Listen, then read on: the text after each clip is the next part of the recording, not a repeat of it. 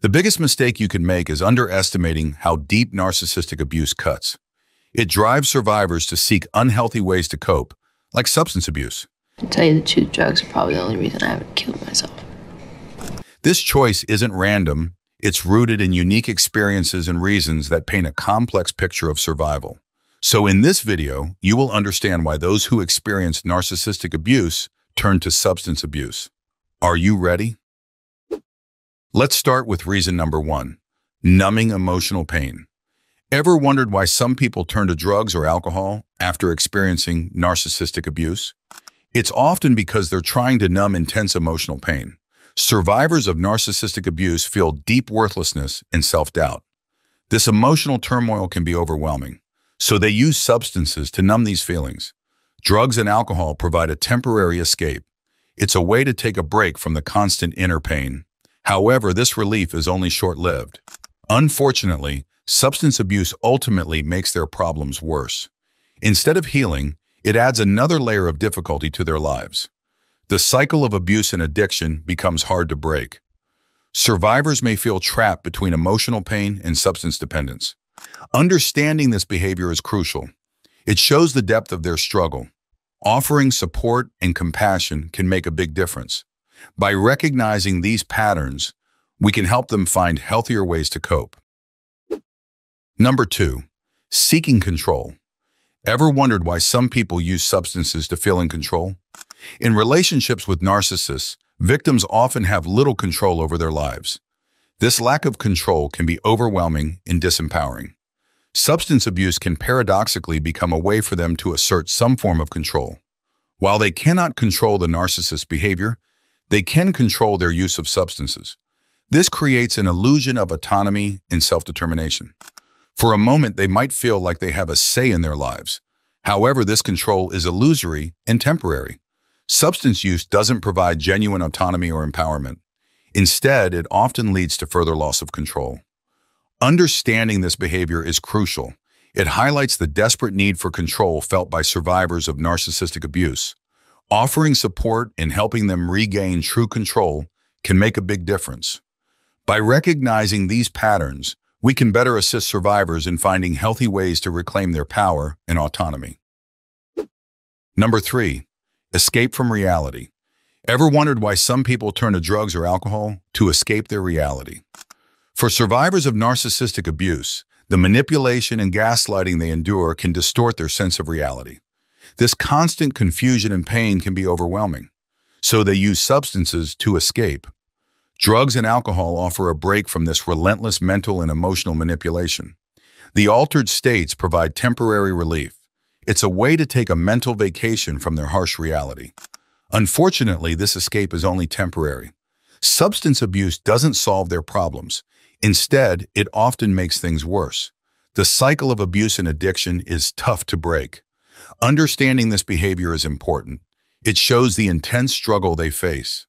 Offering support can help them find healthier ways to cope. By recognizing these patterns, we can provide better assistance. Now let's talk about this next one, coping with isolation. Narcissistic abusers often isolate their victims from friends and family, leaving them feeling alone and unsupported. This isolation can drive individuals to substances as a way to cope with loneliness. The temporary euphoria from substance use can mimic the feelings of connection and belonging that they desperately crave. Also, self-medication for anxiety and depression. Ever wondered why some people use drugs or alcohol to cope with anxiety and depression? Survivors of narcissistic abuse often deal with chronic anxiety and depression. These mental health issues can be incredibly debilitating. To manage their symptoms, many turn to substances for self-medication. The calming effects of alcohol or drugs provide temporary relief from their anxiety and depression. This relief, though fleeting, can feel like a necessary escape. However, it creates a dangerous cycle of dependence. The more they rely on substances, the harder it becomes to cope without them. This cycle only deepens their mental health struggles. Understanding this behavior is crucial. It highlights the intense battle they face daily. Offering support and alternative coping strategies can make a big difference. Recognizing these patterns can help in providing better assistance. By doing so, we can help them find healthier ways to manage their anxiety and depression. Next, number 6, reliving trauma. Ever wondered why some people use substances to relive past trauma? Survivors of narcissistic abuse might turn to substance abuse to relive their trauma in a controlled way. The altered state of consciousness that drugs or alcohol provide can bring back memories and emotions tied to their abuse. This allows them to confront these experiences in a way that feels safer than facing them sober.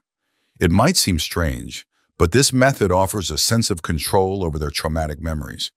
In their intoxicated state, they can process these emotions without feeling overwhelmed. However, this approach is not healthy or sustainable. Substance use doesn't provide genuine healing or resolution. Instead, it can deepen their emotional wounds. Understanding this behavior is essential. It highlights the complex ways survivors try to cope with their trauma. Offering support in healthier ways to process their experiences can make a big difference. By recognizing these patterns, we can provide better assistance and help them heal in a safe and constructive manner. Number 7, desperation for validation. Ever wondered why some people seek validation through substance use? Narcissistic abusers often destroy their victims' self-esteem, leaving them desperate for validation. In this desperate state, substances can offer a false sense of confidence and self-worth. The disinhibition that comes with intoxication can make survivors feel temporarily more accepted and valued. This feeling of acceptance fulfills a need that their abuser systematically denied them. For a moment, they might feel like they matter. However, this sense of worth is fleeting and artificial. Substance use doesn't provide genuine validation or build true self-esteem. Instead, it creates a dependency on external sources for confidence. Understanding this behavior is essential. It highlights the deep emotional wounds left by narcissistic abuse. Offering support and genuine validation can help break this cycle. By recognizing these patterns, we can better assist survivors in building true self-worth and confidence. Number 8, coping with physical symptoms. The stress and trauma of narcissistic abuse can manifest as physical symptoms, such as chronic pain, insomnia, and headaches. Some survivors turn to substances to manage these physical ailments. The temporary relief provided by drugs or alcohol can become a crutch for dealing with the persistent physical consequences of their abuse. Let's talk about number 9, reinforcing learned helplessness. Ever wondered why some people feel powerless to change their situation? Narcissistic abuse often instills a sense of learned helplessness in victims. They start to believe they are powerless to change their circumstances. This feeling of helplessness can lead to substance abuse. The cycle of addiction reinforces their sense of entrapment. Just like with their abuser, they feel stuck and unable to escape. Substances become both a symptom and a symbol of their perceived powerlessness. They might use drugs or alcohol to cope, but it only deepens their sense of being trapped. Understanding this behavior is crucial. It sheds light on the deep psychological impact of narcissistic abuse. Offering support and empowering them to take control can help break this cycle. By recognizing these patterns, we can better assist survivors in reclaiming their power and finding healthier ways to cope. And lastly, seeking emotional connection. Ever wondered why some people turn to substances to feel connected? Survivors of narcissistic abuse often struggle to form healthy emotional connections. This difficulty can drive them to seek connection through substance use. The act of using with others can create a sense of camaraderie. Even the emotions elicited by the substances can feel like a form of connection. These artificial connections can seem easier to achieve than genuine ones. For a moment, they might feel understood and accepted. However, these connections are superficial and fleeting. Substance use doesn't foster genuine, lasting relationships. Understanding this behavior is essential. It highlights the deep emotional isolation felt by survivors of narcissistic abuse. Offering support and helping them build healthy connections can make a big difference. By recognizing these patterns, we can provide better assistance and help them find meaningful, genuine relationships.